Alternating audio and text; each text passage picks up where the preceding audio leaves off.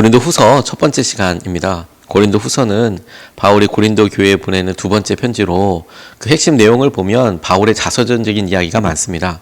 여러 이야기들 가운데 핵심적인 특별한 주제 한 가지를 이야기하면 바울의 사도권, 다시 말해서 바울이 주님께로부터 부르심 받은 게 맞냐?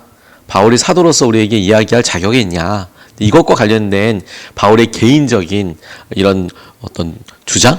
어떻게 설명할지, 부르심을 어떻게 받았는지에 대한 간절함이 묻어나오고, 또 그와 같은 역할을 했던 거짓 교사들, 그들 가운데 복음을 알고 있다고 이야기하는 거짓 교사들로 말미암아서 바울에게 큰 억울함이 있었습니다. 고린도 교회에 바울은 가짜라고, 혹은 바울은 지금 잘못 목회하고 있는 거라고, 혹은 바울이 하고 있는 일들은 뭔가 좀 이상하다고, 이런 교역자, 목회자, 사역자에 대한 이런 마음이 교회가 어렵고 힘들 때 가장 기본적으로 나타나는 현상들 가운데 한 가지입니다. 아마 그 중에 어떤 부분은 바울이 나타나고 있는 실제 연약함일 수도 있고, 어떤 부분은 자기들의 의견에서 나오는 전혀 뚱딴지 같은 이야기일 수도 있고, 다만 어떻게 그렇게 바울이 그렇게 열심히 사역했어도 그 가운데 있는 사람들의 말소리가 더 크게 들렸다라는 거죠. 바울이 그렇게 오랜 동안 설교를 하고 이야기를 했어도 당장 거기 있는 사람들이 이야기하는 것이 고린도 교회에 있는 사람들에게는 더 사실처럼, 더 진짜처럼 느껴져서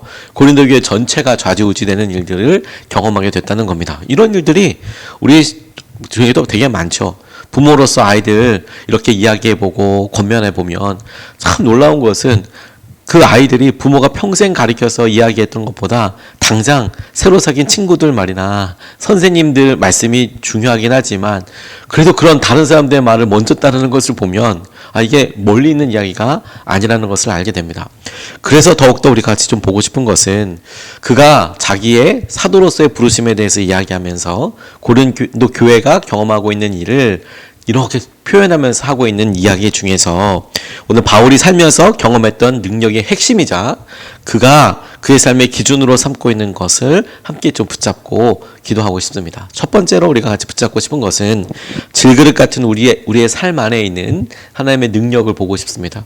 질그릇 같은 우리의 삶 안에 있는 능력. 6절 7절 말씀을 보면 이렇게 증거하고 있습니다.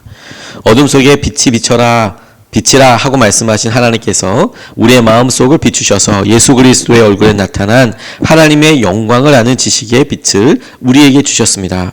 우리는 이 보물을 질그릇에 간직하고 있습니다. 이 엄청난 능력은 하나님에게서 나는 것이지 우리에게서 나는 것이 아닙니다고 이야기하고 있습니다. 바울의 표현과 설명이 어마어마합니다. 하나님께서 천지를 창조하셨을 때 아무것도 없는 것에서 가라사대 빛이 있으라 말씀하셨을 때 아무것도 없는 것에서, 무에서 빛이 있고, 그리고 하나하나씩 창조해 나가셨던 것들이 없는 것에서 생기기 시작하고, 생긴 것에서 질서를 찾고 나눠지게 되는 그 창조의 역사들 가운데 그 첫 번째, 없는 것에서 있게 하신, 빛이 있으라 말씀하신 것처럼 우리 마음속에 빛이 있으라 말씀하신 그 능력으로, 그 하나님의 손길로 말씀하셨다라는 거죠. 빛이 있으라 말씀하신 그 하나님의 능력 때문에 우리가 아무것도 없는 우리의 마음속에서 예수 그리스도를 알아차리는 능력을 갖게 되었다라는 것입니다.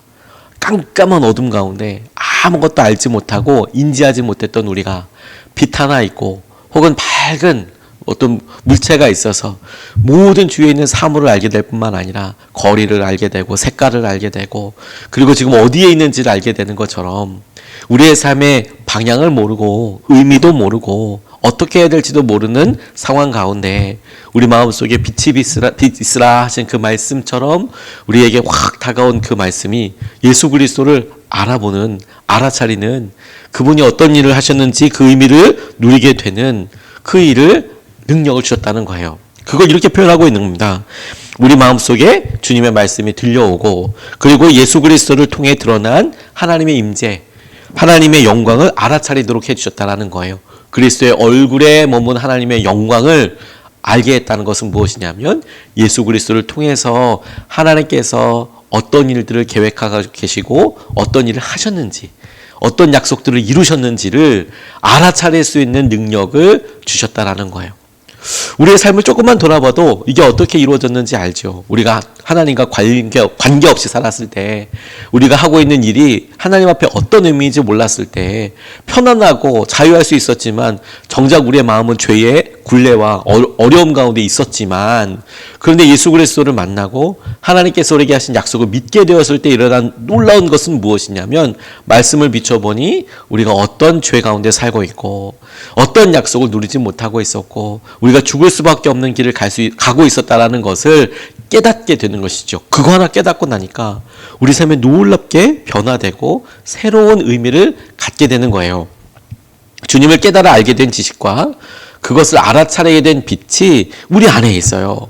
감각이 생겼다고도 하고 생명이라고도 이야기합니다. 전에는 몰랐지만 이제는 그것을 알아차릴 수 있는 생명이 있는 거예요. 이게 엄청난 능력이 되는 거예요. 이게 엄청난 생명이고 감각이 되는 것이죠.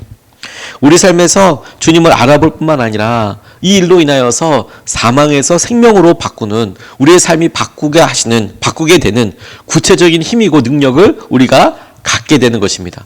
구분해야 알 수 있잖아요. 알아차려야 알 수 있잖아요.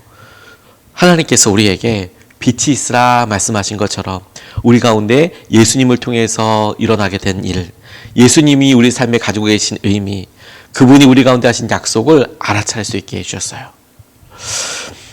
예전에 신안군 앞바다에서 한 어부들이 열심히 물고기를 낚고 있었습니다. 그런데 하루는 그물을 이렇게 던졌는데 그물에서 물고기가 아닌 뭐 이상한 도자기, 깨진 것도 나오고 도자기도 이렇게 나오더라는 거예요.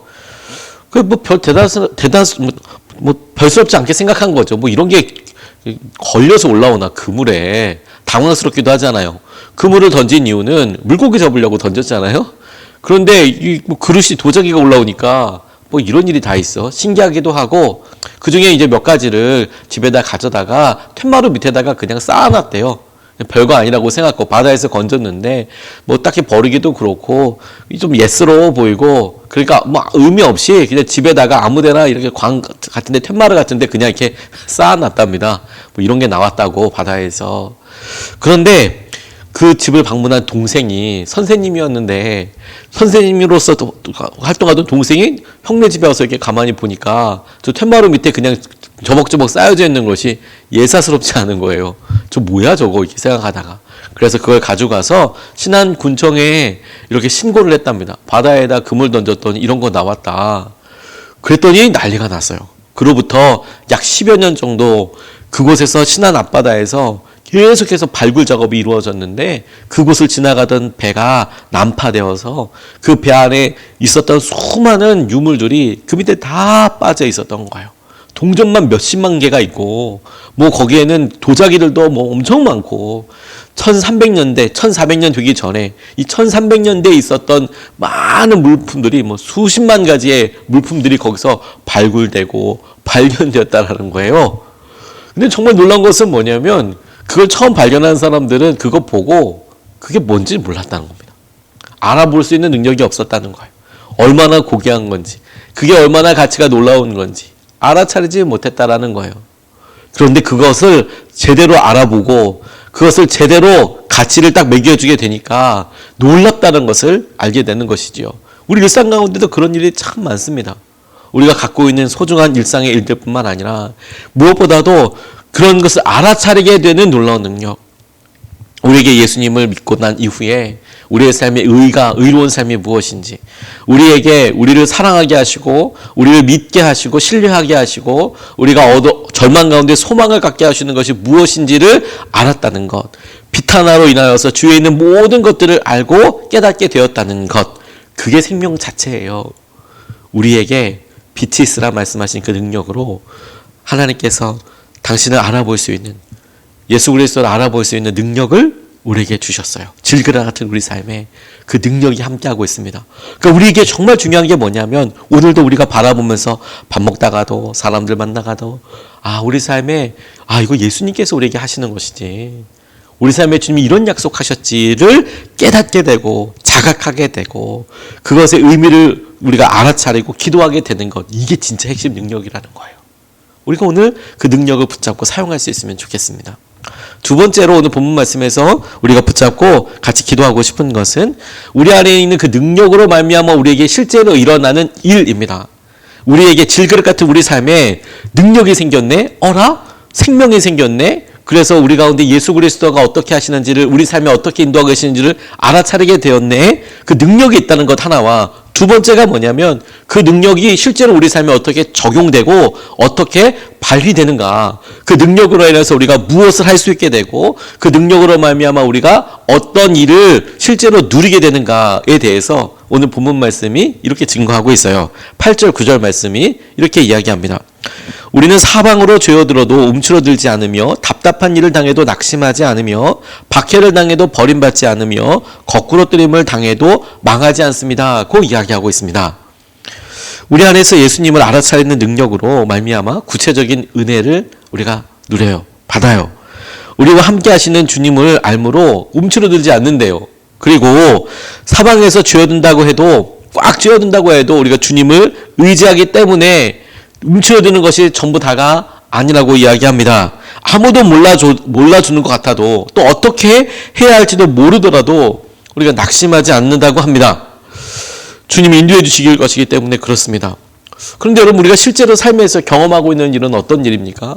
우리가 재정적인 여러 압박으로 인해서 움츠러들고 관계가 계속 지속되면서 자존감 낮아지고 새로 시작하거나 부담스러운 일들 앞에 어떻게 해야 될지 끊임없이 낙담하고 돌아가고 싶고 회피하고 싶고 안 만났으면 좋겠고 마주하지 않았으면 좋겠고, 그리고 혹은 우리가 경험하고 있는 이 고난이 끝나기만을, 어떻든지 빨리 끝나기만을 바라면서 살아가고 있지 않습니까? 그런데 움츠러들지 않고 우겨쌈을 당하여도 망하지 않고 그렇게 지금 말씀이 이야기하고 있다는 거예요. 이게 도대체 무슨 의미일까요? 박해가 없는 것은 아니지만 우리와 함께 하시는 분을 알아보는 능력으로 버림받지 않았다는 것을, 그리고 새로운 길을 알 수 있다는 거예요. 무슨 말이냐면 주님께서 우리 삶 가운데 어떻게 일하고 계시는지, 이스라엘 사람들이, 예루살렘 사람들이 처음에는 몰랐습니다. 말씀하시는 분, 기사와 이적을 일으키시는 분 누군지 몰랐어요. 근데 베드로가 주는 그리스도이시고 살아계신 하나님의 아들이십니다, 메시아로서, 구원자로서 받아들이고 난 다음에 보니까 이제 제대로 보이기 시작하는 것이죠. 우리와 함께 하시는 분이 다만 몸을 치유하시는 분이 아니고 먹을 것을 먹이시는 분일 뿐만 아니라 우리의 영혼을 구원하시는 분이시라는 것을 알아차리고 나니, 그 주님과 함께하고 나니까 떡으로만 사는 것 아니구나, 말씀으로 사는 거구나. 주님께서 우리에게 함께 하시는 것으로 인하여 우리의 박해나 우리가 억울함을 당하는 거나 이런 일 자체가 없어진 게 아니라 그 예수님을 알아보는 것으로 인하여서 박해 가운데, 어려움 가운데, 우겨쌈 가운데 여전히 우리에게 말씀하시는 주님, 어떻게 주님이 함께하고 계시는지, 어떻게 주님이 우리에게 능력이 되시는지를 우리가 알아차리게 된다는 거예요. 그전에는 어려움이 있으면 우리 혼자만 있는 것 같고, 생전 우리 혼자 있는 것 같고, 너무 외롭고 너무 힘들고 어떻게 이것을 극복해야 될지 모르는 것 때문에 낙담하게 됐는데, 그리스도 그분의 얼굴 위에 있는 하나님의 영광을 알아볼 수 있는 능력으로 말미암아 우리의 삶을 가만히 보니 고난과 어려움 가운데 예수님이 어떻게 함께하고 계시는지를 알게 되고, 전혀 무의미해 보이는 삶에서 함께하시는 그 예수님으로 말미암아 우리에게 더 놀라운 은혜와 더 놀라운 주님을 향한 갈망이, 믿음이 생기더라는 거예요. 캐서린 울프라는 여자분이 너무도 안타깝게도 뇌졸중을 겪게 됐답니다. 캘리포니아에서 살았고 모델이었는데, 그러니까 모델로서 사람들에게 이렇게 봤을 때도 와, 아름다운 몸과 아름다운 얼굴과 외형을 가지고 있다라고 다 인정할 만한 모델로서 살다가 너무 안타까운 게 뇌졸중에 걸리게 된 거예요. 그러니 사람들 앞에서 아름다운 옷을 입고 자기의 모습을 보여주면서 미를 자랑하고, 직업 자체가 그런 거였는데 하루아침에 뇌졸중을 딱 만나서 있게 되니까 자기가 대소변도 가릴 수 없고 모든 일들을 전부 다 사람들의 도움을 받아서 하게 되는데, 그런 삶을 살기에는 너무 어린 거죠. 너무 어린 거죠. 아이도 아직 어리고 한참 커리어를 활동하고 있는데 뇌출혈로 그냥 퍽 쓰러지고 나니까, 그러니까 당장 아무것도 할 수 없고, 그때부터 이건 진짜 고난에 고난을 더하는 것처럼 살아가는 거죠. 한 번은 그렇게 뇌출혈로 쓰러지고 난 다음에 한 7개월 정도 지나고 났을 때 남편이랑 이렇게 자기 어린 아들이랑 그리고 남편의 누이들, 고모들이죠. 아들에게 있어서 이렇게 막 노는 걸 자기는 이렇게 가만히 보고 있는데 너무 무참하고 너무 힘들더라는 거예요. 이제 7개월이나 되니까 일어날 수 있는 이런 기약이 있을까? 그리고 이제는 자기의 몸도 점점점 변하고 있고 7개월 동안 안 쓰고 가만히 누워만 있으니까 아무리 건강미가 넘치고 아름답게 몸을 가꿨어도 7개월 정도 가만히 누워 있으면 그 몸이 예전 몸 같겠습니까?